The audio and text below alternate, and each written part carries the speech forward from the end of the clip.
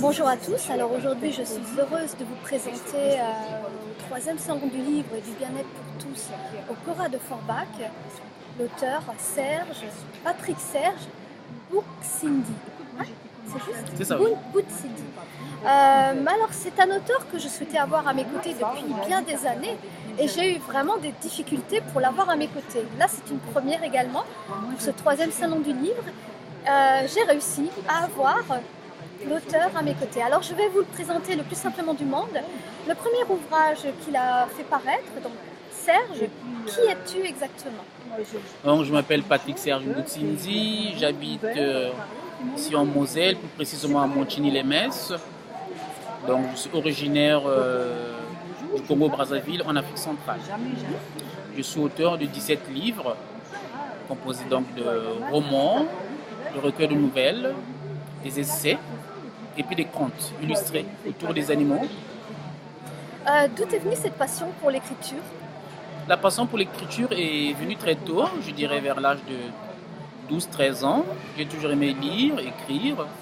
Au début, j'ai commencé par la poésie. Et tout doucement, ensuite, j'ai commencé à écrire des nouvelles. Et plus tard, je suis venu au roman.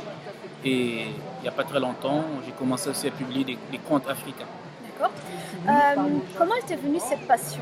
Est-ce qu'à un moment donné, ça devient une passion? Pour qu'on en fasse régulièrement, il y a quelque chose qui s'anime en nous. Oui, je crois que c'est par rapport à la lecture des grands auteurs africains, commencé, ensuite des grands auteurs français, donc que j'ai étudié à l'école, et puis les auteurs d'autres continents, d'autres pays du monde. D'accord. Ton premier ouvrage, il s'intitule comment? Le tout premier que tu as sorti? Mon premier livre s'intitule Terre natale, c'est un recueil de nouvelles. Oui. Donc ensuite, j'ai publié un essai qui s'appelle Missive congolaise. Oui. Et mon premier roman, c'est L'enfant soldat.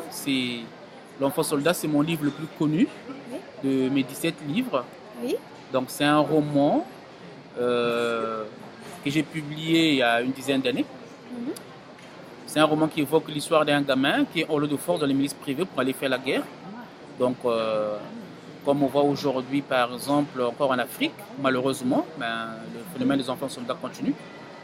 Et il n'y a pas qu'en Afrique, il y a aussi, par exemple, en Afghanistan, au Pakistan, il n'y a pas longtemps aussi en Europe, ici, en ex-Yougoslavie, et dans les années 70, beaucoup en Amérique latine.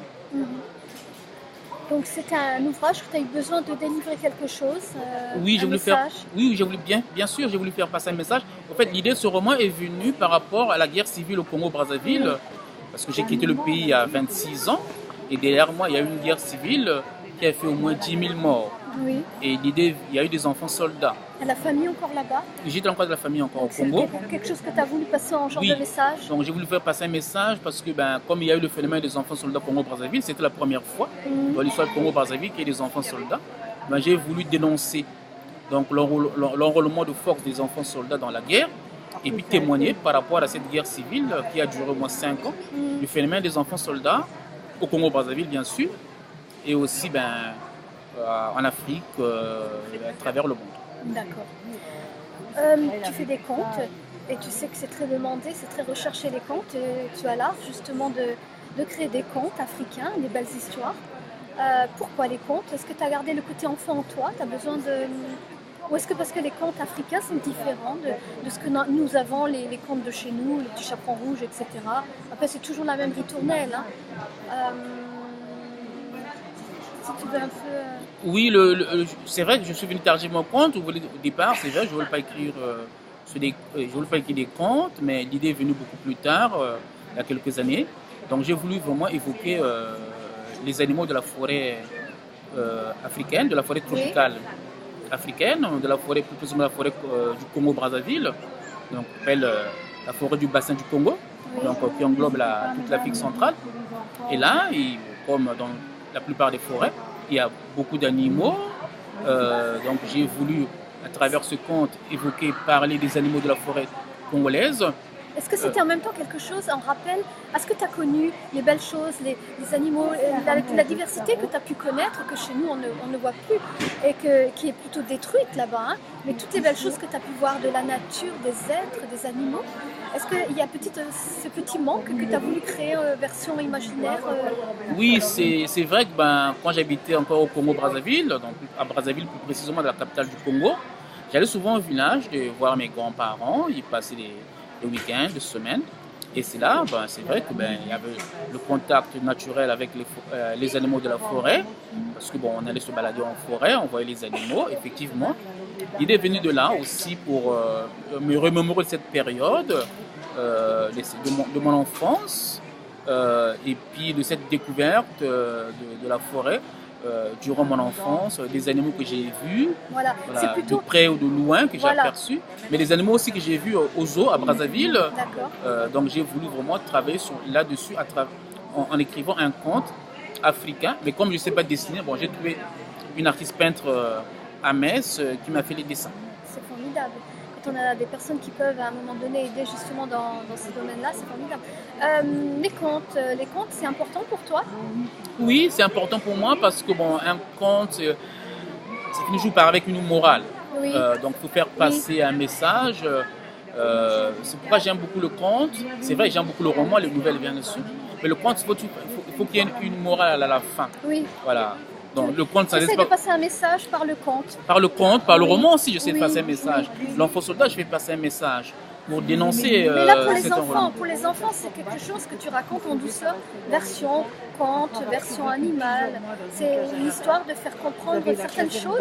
C'est une sorte d'éducation, d'une certaine manière. Oui, un conte, c'est toujours pour éduquer. Au fait, il y a plusieurs types de contes. Hein.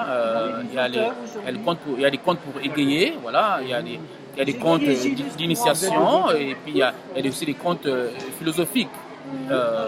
Donc mes contes, parce que j'ai publié donc quatre livres de contes, donc avec le même personnage qui s'appelle Yafoufou, en France qui équivaut à la belette. Donc j'essaie d'humaniser les animaux, puisque je donne la parole aux animaux, de les humaniser, afin qu'ils racontent leur histoire. Je fais passer également un message. Je fais passer également un message à travers ces animaux. Alors, un garçon.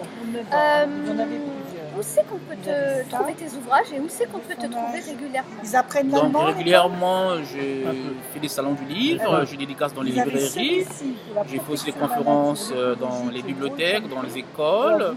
Donc mes livres, on les trouve partout, que ce soit dans toutes les librairies de France. Sur Amazon aussi? Et sur Amazon également.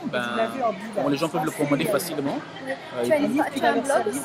Oui, j'ai une page Facebook où il y a mes livres, donc qui est alimentée, qui a des nouveautés, qui a des interviews. Voilà, donc afin d'être en contact avec mes lectrices et mes lecteurs un peu partout en France et aussi à l'étranger. D'accord. Mais écoute, un très grand merci d'être à nos côtés au 3e Salon du Livre. C'est vraiment un plaisir. Là, vous avez métamorphosé. Et à très bientôt pour d'autres interviews pour parler justement de tes ouvrages, de tes œuvres, de ce que tu présentes. Un grand merci à toi. Ce sont des élèves qui sont en C'est moi qui te remercie. Et qui ont imaginé tout simplement.